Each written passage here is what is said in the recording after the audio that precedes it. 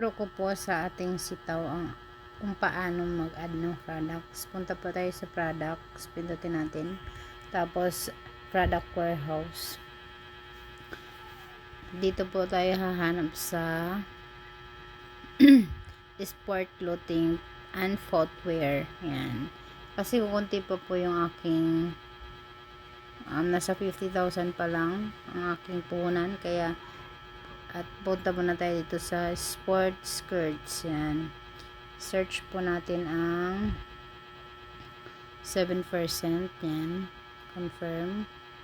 Yan, ito meron tayong 7% dito. Tapos madali lang to guys, pipindutin natin tong bilog sa dulo, tapos batch publish.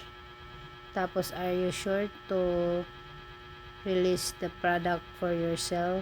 Confirm po natin yan guys. Hindi ko na po siya i-confirm kasi na-confirm ko na po yan no kaninang nag-try akong mag-add ng product. Tapos check na lang po natin yan dito. Balik tayo sa ating ayan, i-check ko yan sa dashboard ko kung ilan ang ating product. Ayan, naging 11 na po.